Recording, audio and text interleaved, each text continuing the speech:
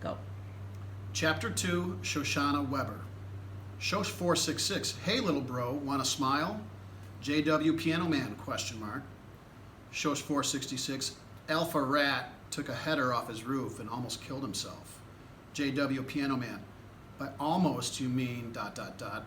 Shosh 466, sorry, still alive, but supposedly messed up. Just got out of the hospital yesterday. JW Piano Man, any chance Beta and Gamma Rats fell with him? Shosh 466, nope, solo performance. Don't get greedy. Smiling yet? JW Piano Man, now who's being greedy? I exit messages and call Joel because I'm worried about him. I always worry about him. He's my younger brother, 14 minutes younger anyway. But if they thought of Chase Ambrose falling off his stupid roof onto his stupid head, it doesn't bring a smile to Joel's lips, then something is seriously wrong. Besides the usual, I mean. Hey, he answers. Even in that single syllable, I can pick up the discouraged tone in his voice. His angry and homesick, and who can blame him? It's not like going away to boarding school was his first choice, or even his 20th. Is Melton getting any better? I ask, almost afraid to hear the answer. That's Melton Prep and Musical Conservatory in New Britain, Connecticut. What can I tell you? It's exile. I don't argue with him. How can I? Joel's a talented musician who belongs in a place like Melton. But that doesn't change the fact that he'd still be at home starting 8th grade at Hiwassee if it weren't for what happened. How are the other kids? Okay, he replies without much enthusiasm. All losers just like me. I'm probably not going to get picked on if that's what you mean. There are no pickers here, only pickees. That bugs me. You're not losers, you're there because you're winners, you have talent. There's a reason why I can't live in my own town, and it has nothing to do with playing the piano. It's Alpha Rat, and you know it. If he fell off a skyscraper instead of his own roof, I'd be on my way home right now. I have to let that pass, because it's the bitter truth. Chase Ambrose and his 2 disgusting friends hounded my poor brother out of town. The thought of it amazes me, even though I saw it happen. I still can't figure it out. Chase isn't Darth Vader or Voldemort. He doesn't have the Force or dark magical powers, and yet he, Aaron Hackaminian, and Bear Bratsky made Joel's life so miserable that my parents had no choice but to find him a school in another town. We tried to fight it. My dad spent so much time in the principal's office that it would have made sense for him to leave a change of clothes there, but nothing could be done about the bullying.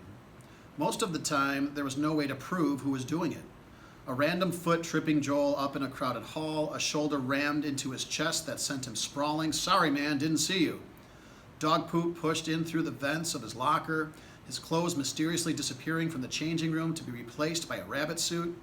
When a science project wound up smashed or a painting ruined in the art room, it was always Joel's. On the night of the talent show when the fire alarm was pulled, it was during Joel's piano performance. It started with just Chase, Aaron, and Bear.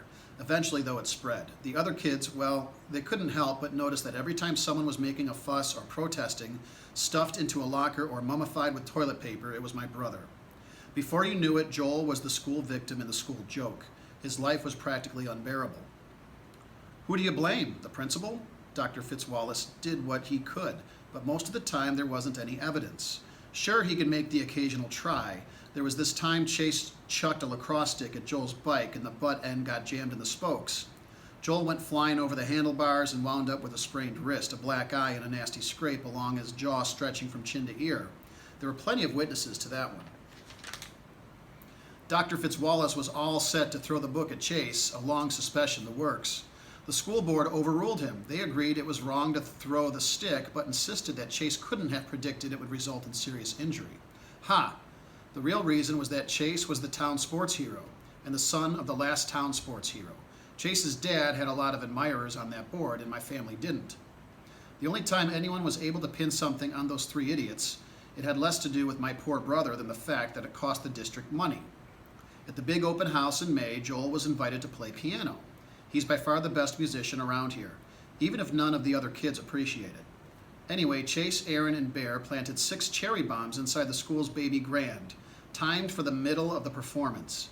I can still hear Joel scream when the big firecrackers went off, splintering the wood of the piano. I think that's part of what makes him such an irresistible target for the Chases and the world. They know they can always get a reaction out of him. After that, Joel couldn't even walk down a hall without a bunch of football players making fun of how scared he was. We were all scared, but it's only Joel they remember. The irony is that the case against Chase and company had nothing to do with the attack on my brother. No, it was the damage to the piano that got the administration upset enough to bring it to the police. The juvenile court judge sentenced Chase, Aaron, and Bear to community service at our town senior citizens' home, as if the elderly deserved that.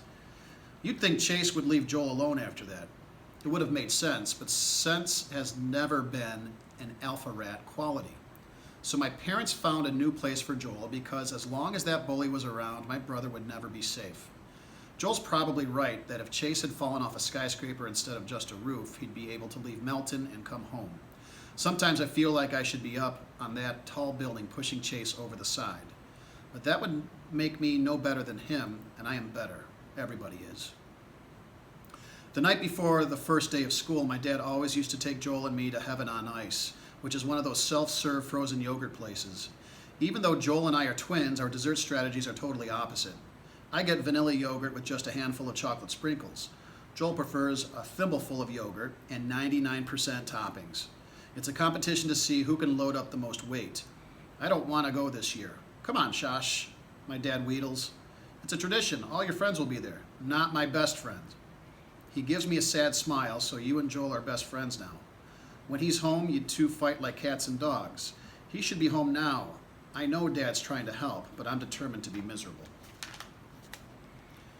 We've been over this a million times. This is the best thing for Joel. Whatever the reason he's there, he'll learn to love Melton for the music program. In the end, I let him talk me into going.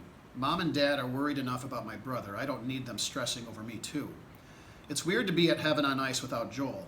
I see Hugo and Marisha, and the first question they ask is, how's Joel doing? The way they say it, it's like he's been shipped off to the moon, not Connecticut. I don't want to deal with the whole sob story again, so I changed the subject and asked them about camp. They both went to sleepaway this summer. Right when Hugo was telling me about his life and death struggle with a pup tent, I spot him, the jerk, the worst person in the world. Chase has a few small cuts and bruises on his face, although nothing like what I was hoping for. His left arm is in a sling, but that's about it. He's standing in front of the row of yogurt dispensers with a timid look on his face, like he honestly can't decide what flavor he wants. Isn't that classic? The kid who feasted on Joel, chewed him up, and spit him out can't make up his mind between strawberry banana and rum raisin. Too bad they don't have poison. He must feel me glaring at him because he glances up and catches my eye. He looks right through me at first, which is insulting enough, and then he does something so horrible that I can barely believe it. Even from the likes of him, he casts me a shy smile. All the anger that's been building inside me since Joel left for Melton rises to the surface like magma. Before I have a chance to think about it and stop myself, I stalk over to Chase. I get right in his face and tell him, "You've got some nerve grinning at me after what you did. You stay out of my way or you'll be sorry." I take my beautiful vanilla yogurt with chocolate sprinkles, dump it over his head, and sweep out of the store. My father's in conversation with one of the other dads and almost misses me storming past. "Done so soon?" he asks. When he looks back inside and sees our family's arch enemy, dripping frozen yogurt and sprinkles all down his face, stabbing at himself with a soaked napkin in his one free hand. "Car's around the corner," Dad mumbles, hurrying me away from Heaven on Ice. He's embarrassed, sure, but maybe also a little bit proud. And how do I feel? I thought there was nothing Chase could do to make me madder at him than I already am. Now I stand corrected. Every time I think about it, my blood boils a little bit hotter.